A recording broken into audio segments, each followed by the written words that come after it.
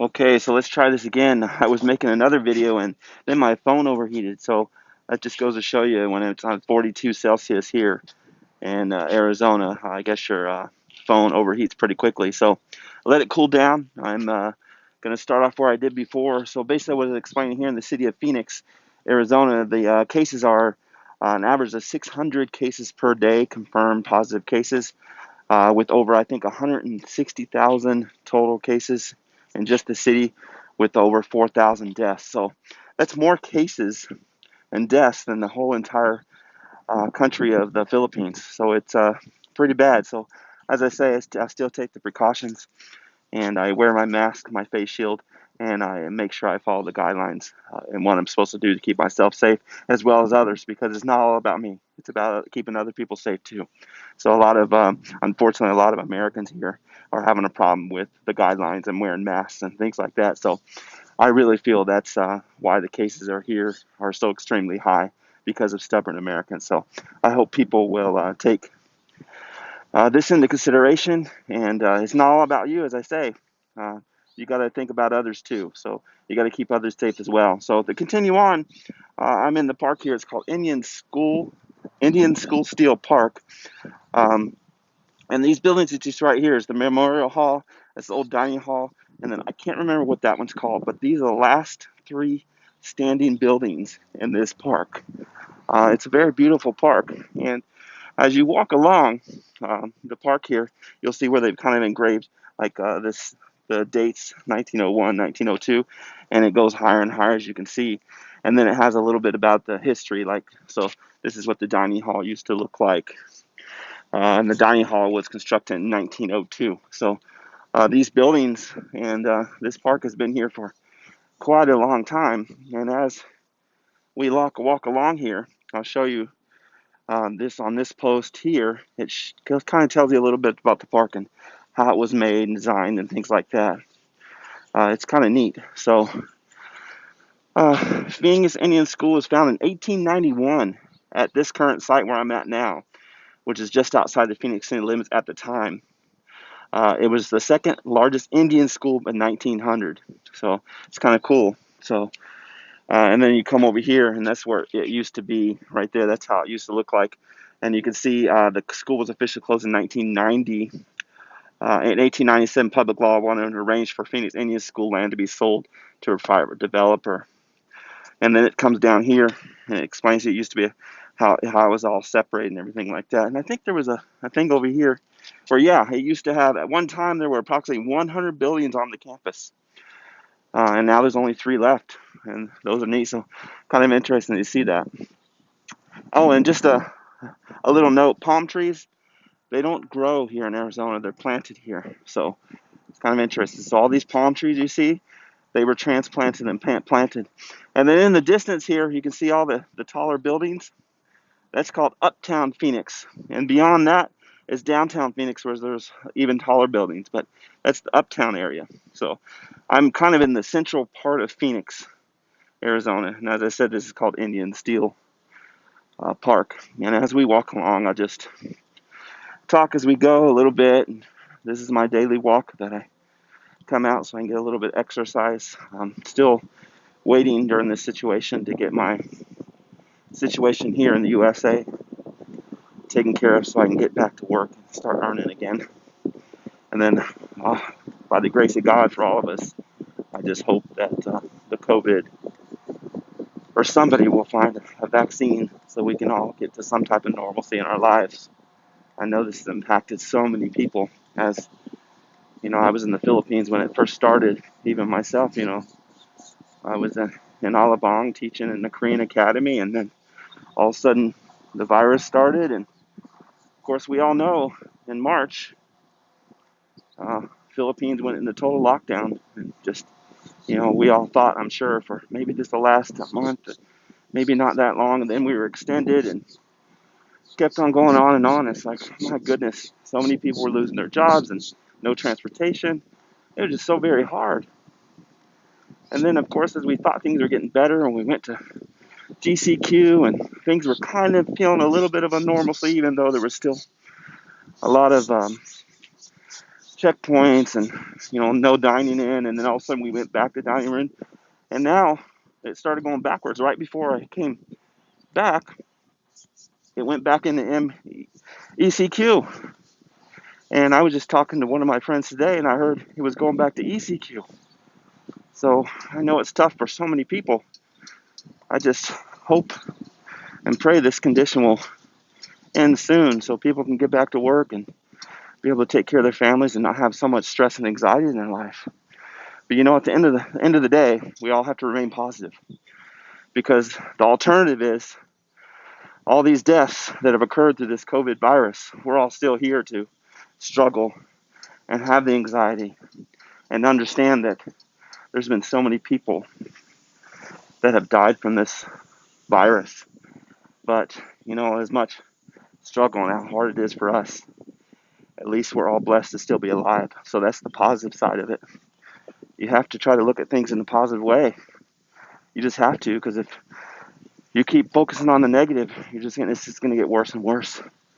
So you have to look at the positive on everything, and no matter what situation. Yeah, it's hard, but you have to constantly set your mind, change your mindset. Understand, yeah, it's hard, but we've got to do what we have to do to move on.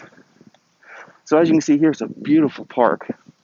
There's a lake here in the center, goes all the way across, and there's a little patio area. From what I understand, they have outdoor concerts and things like that sometimes. It's not very big, but you can imagine just put a blanket down in the grass and listen to a small band play or something. It's kind of neat. And then you walk along here, you can see I don't know if you can see the ducks and the geese in the water there. You can even fish here. This guy's set up for fishing. So it's kind of neat. And then, of course, across there you can see the American flag. It's not very, no wind today, so it's very hot. There's no breeze at all. So, but I enjoy the walk to this park. It's only a short distance from where I'm living. I think by the time I walk around the park and get back home, I think I walk about 6 kilometers. So it's good exercise. See what they've done here with the picnic tables where you can eat? They put the yellow tape on there so nobody can sit there. And then there's some type of statue. I guess he's playing cards or something. But that's kind of interesting. Kind of a neat bronze statue. See, there's even another table where the yellow tape. So, you can walk here, but they don't want you to sit down and do anything. Eat or, keep that social distance going. So that's a good thing. Hello. So, but I enjoy this park. I'm so glad it's close to where I'm living, because when I was in the Philippines, let me switch this around again.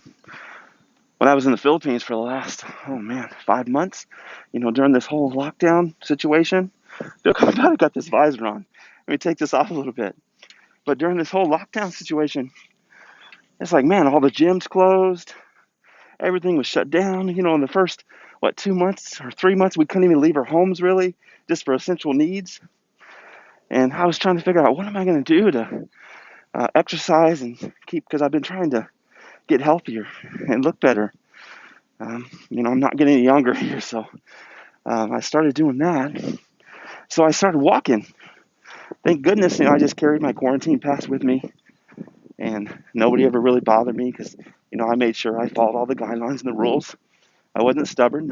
I thought about others, like I was saying, and I wore my mask, and I'd always go get me a shawarma. So give me a shawarma or walk to the premiere, sit on the bridge there at the premiere. I'll have to load some of those pictures in my YouTube blog there, so you can see what I experienced before. But I would sit there on the bridge in Ceylon next to Premiere and just watch all the traffic go by, what little traffic there was at the time. But as I said, things started getting better. I need to get a pole for this. What do you call it? Extenders you put on the phone if I'm going to do videos. So, but I thought about doing videos before, but I never really, I guess I made my channel, named it Prosper in Life. As I said, I try to have a positive mindset. I've had some great mentors in my life, that have made me realize that there's always going to be struggles in life, like I talk about, but it's our mindsets that change how we react to those struggles. And so, like I say, I'm very thankful to have had great mentors in my life to give me a change of mindset and to understand that, of course, life is not easy, but we must go on. Man, it's hot, let me tell you. So, continue to walk along here. Beautiful. You can see the desert landscaping here, completely different, of course, from the Philippines. But, the Philippines to me is beautiful, all the trees and the green. But, there's trees and green here too. But, of course, so many different types of trees and, of course, a lot of grass where you don't see a lot of that. The fields there, the rice fields and things like that are different. But to me, it's beautiful. But here it's beautiful too. It's hard to see, but in the distance, there's the tall Rocky Mountains. Oh, there's one a little bit closer. You can see it peek up right there. That's called Camelback Mountain. That's what it's called because you get closer to it, it almost looks like a camel with the camelback. So it's pretty cool. Nice park. As you can see, I mean, it's empty. It's Wednesday here. Is it Thursday? I can't remember. My gosh, I'm losing track of my days since flying here. Oh, my sleeping pattern has been it's been a challenge. Put my sunshades back on. It's so bright. My sleeping pattern since I got back from the Philippines, man, I've been falling asleep at 4 o'clock in the afternoon, waking up at 2 in the morning. Like, what am I going to do at 2 in the morning? So when I was in the Philippines, of course, all our sleeping patterns were challenged there too, or changed there too, because of the COVID. So, I mean, I wasn't going to sleep till 3 or 4 in the morning. I'd wake up by 11 a.m. or 12 noon, sometimes 1 p.m. So it's really funny now that I'm finally got to the point where now I've been falling asleep around 8 p.m. and I wake up around 4 or 5 in the morning. So it's kind of funny for me to be up that early. I never really considered myself a morning person, but it's been kind of nice. Get up in the morning, talk to my brother a little bit before he's going to work, and then I shuffle out the door and do my walk like I'm doing now. Usually I'm out a little earlier. Right now I think it's like 10:30 a.m., but I got a late start today. But well, so speaking of work, my brother is an administrator in the school systems here for a charter school.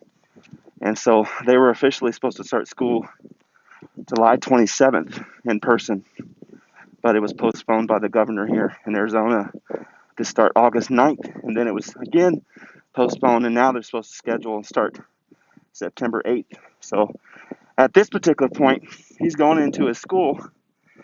They just have a skeleton staff, and they coordinate to give tablets or small computers to the children every day. So they're doing online modulars and stuff like that. I know some of my teacher friends in the Philippines are kind of doing the same, but of course the challenge there is enough computers and the internet. So unfortunately, the Philippines does have that problem and challenge, but we just have to keep going and do what we can, and hopefully all these children can get the education they need. Take a little break in the shade here, man. So you can see again some more parks. They have volleyball for all my volleyball friends. There you go. They got 2 small volleyball courts set up. Of course, you see the yellow ribbon because they don't want anybody playing right now. But they have the nice sand there, so when you fall and dive, you don't get hurt. And they have some basketball courts right here. I know everybody loves basketball in the Philippines as well. And then there's a park and stuff right there for the kids. Jungle gym, climb and do that stuff like that. Man, I can feel the phone heating in my hand, so if this goes out again, that's why. But I guess I can wrap this up now. I can feel the phone is just burning in my hand. So it's just so hot out. I have to find out a solution for that. But I'm glad that I made this video to all my followers from the Philippines. Eventually my followers, I should say. I miss the Philippines tremendously. Everybody stay safe, wear your masks, stay protected, think about others, wash your hands, use alcohol, do whatever you need to do to protect yourself and others. So take care. Remember, think positive, always have a positive mindset, and you will prosper in life. Peace out, everybody.